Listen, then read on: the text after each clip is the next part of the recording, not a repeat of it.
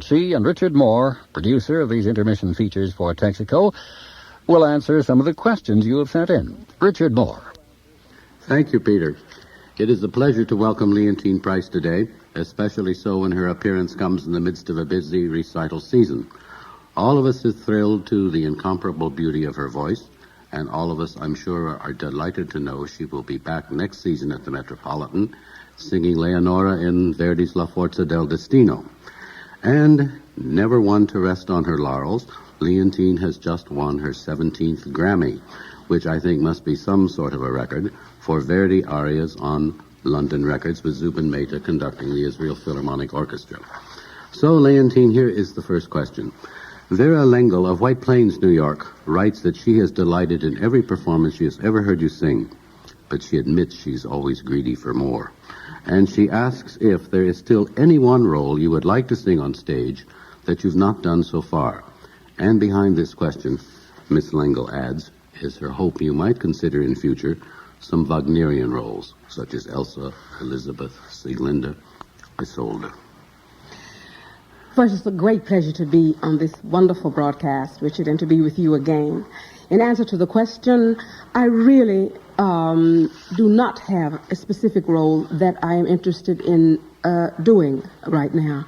I do not really think, although there are some areas of the vocal apparatus that lends itself to excerpts from the Wagnerian repertoire, I do not think that my vocal attributes lend themselves totally to a regular diet of Wagner roles.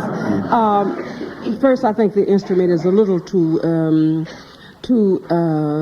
soaring, and it's not pesante enough. I really am a lyric soprano, and I am flattered by that. But I think I'd better leave those to my distinguished colleagues who are more prepared. Well, let me suggest at least then that on those sections that you like and that you think are adapted to your voice, make a record and win an 18th Grammy. Do some Wagnerian selections. Thank you, Richard. And since umpteenth of those Grammys we've won together, I would accept your advice again. Thank you. I'm sure with a grain of salt. Anyhow, here's our second question, and I think it's a tough one because it goes straight to the point, and it's especially difficult because it seems so simple. John Lloyd of Pittsburgh, Pennsylvania would like to know, if you could put all you know about the profession of singing into one sentence as advice to young musicians, what would you tell them? Remember, just one sentence. You can take a deep breath and make the sentence as long as you like. That won't be difficult. It's just passing on a philosophy that has held me in good stead to this instant. Even in the beginning, sing on your vocal interest, not your vocal capital. That's an interesting point. But maybe if you're an aspiring young singer, you don't have so much vocal capital or vocal interest to begin with. You know, if you really haven't hit the big time yet, what would your advice be to them? Those young singers who are still studying and working very hard and looking for that great opportunity. Richard, I'm speaking specifically of the talent itself, because that is the kernel of what a career is made of.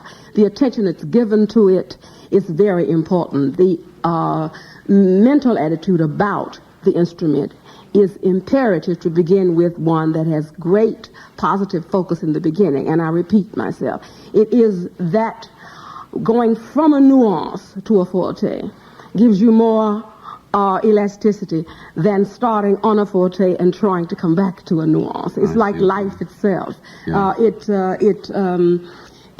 It is not keeping something in reserve, but it is an outward attitude about singing and knowing your own instrument. It has to do with the talent itself and how it is taken care of. Everything can happen around that, but that is a good way to have a good idea about whatever technique, even as young as that you are being exposed to by whatever teacher that you have faith in. Your own responsibility is to be sure that the talent is focused so that it will serve you well as long as possible. That sums it up in a nutshell. Now, Elizabeth Finley of Mobile, Alabama, has obviously kept close watch on your career. I don't think you do a thing that Elizabeth Finley doesn't know about. She writes that you have dined with the Queen of England aboard her yacht. You have received innumerable honorary degrees. You've been decorated with the highest possible awards by the United States and foreign governments. And she would like to know, to date, what would you say has been the most thrilling moment in your career, the most memorable one that you particularly cherish? I can say without a moment's hesitation, the night in January 1961 when I made my debut at the Metropolitan Opera House. It still remains a perfect moment in my life. There are instances now when I have flashbacks of that evening.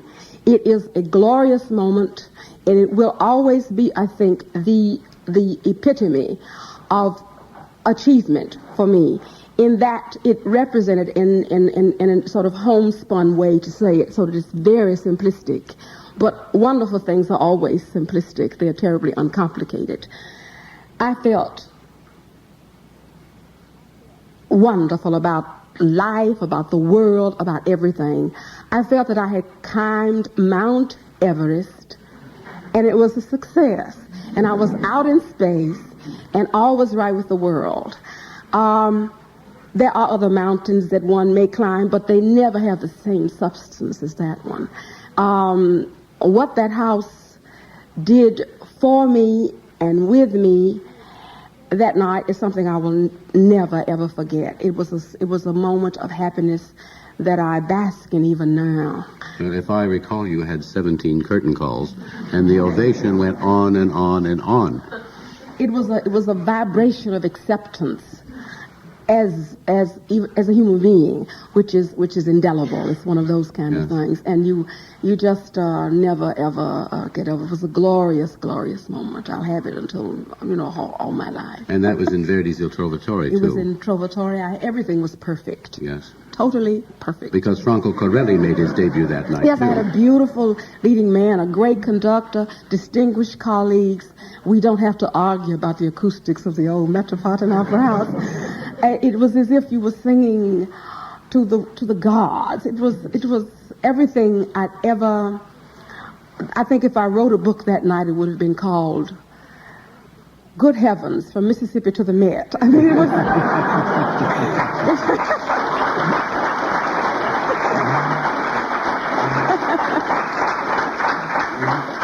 Oh, no, it was glory. It was glory. And, in all those years since, you've never once let us down at the Met or anywhere else for that matter. You just go from one triumph to another. And I think that ties in with probably what you said earlier about singing on your interest and not on your capital. Well, this house deserves your best. And you once said, I believe, too, that God gives each throat only so many notes, so spend them carefully. Yes, I'm a little stingy, and I'm sorry about that. I hope it hasn't been taken too personally, but it is a joy to at this stage to be able to continue to give. I think my best. I don't really believe. I say to myself sometimes these days that I am glad I kept this philosophy, which I really think is important to young artists. And when they talk to me now, and they do as a big sister until I'm involved with them more personally, I think it is very, very rewarding in that you sing on your vocal interests, not your capital. In other words, you can always go from a pianissimo to a forte. Yes. And the world itself would be very dull.